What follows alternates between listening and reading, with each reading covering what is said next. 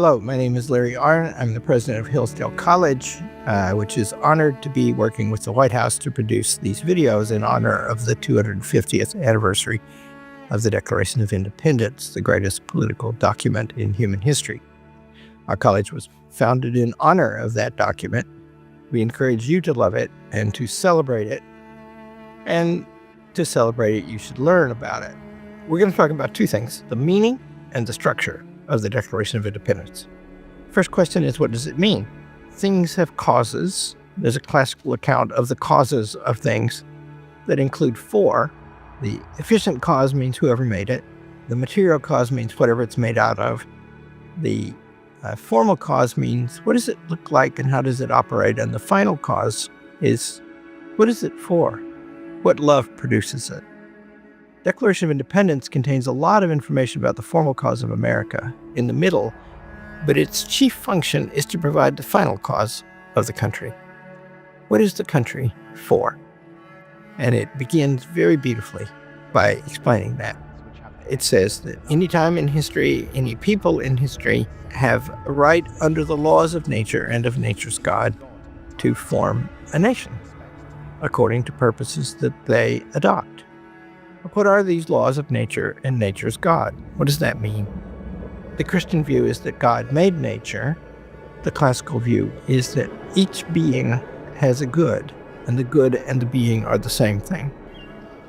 Nature is full of things that are good, and it's wrong to violate the good of anything. What do these laws say about people? They say that they're all created equal. Think what a remarkable thing it is for a people to adopt a standard like that as their purpose, as their governing purpose. And we did that in opposition to a king who claimed that he was born to be our ruler because he was better born than we are. He was denying the proposition that all men are created equal.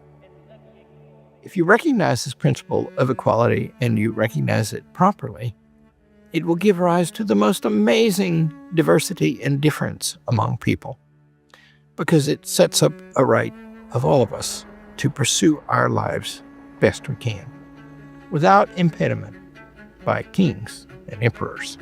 We said, in the laws of nature and nature's God, no one is born to rule anybody else. And that's beautiful. And it sets up an agitation in the country which goes on to this day to always try to recognize those principles. And that's the final cause of the United States of America. Now a word about the structure of the document. It begins with this universal claim that we're all created equal and that nobody may rule us except by our consent. And in the middle bit they claim the king has done a bunch of bad stuff that justifies the revolution. He took houses away from people and put troops in them. That means they were dislodged. They were driven out into the street. He arrested people. He put them on ships, and the ships were not very comfortable. They were in the hold of the ship. Sometimes they sat around for weeks in the harbor, and they were taken all the way to England. Most of them had never been there before, and they were put on trial in front of people who they never met before, not a jury of your peers. This is the 25th paragraph. He has plundered our seas, ravaged our coast, burnt our towns, and destroyed the lives of our people. He did kill people. And then he'd talk about the mercenaries there. Large armies of foreign mercenaries, those were the Hessians, to complete the works of death, desolation, and tyranny, already begun with circumstances of cruelty and perfidy scarcely parallel in the most barbarous ages, and totally unworthy of the head of a civilized nation. But then that leads us to the second thing about this structure point, and that was some of them are direct violations of the best method. The founders argued the only sure method to keep the government from doing things like that to you, to its citizens, to anybody, right? And those methods are, they provide the organizing principle of the Constitution of the United States. They are representation. The Continental Congress that passed the Declaration of Independence took great pains to be a representative body. That is to say, they're not acting according to their own wills.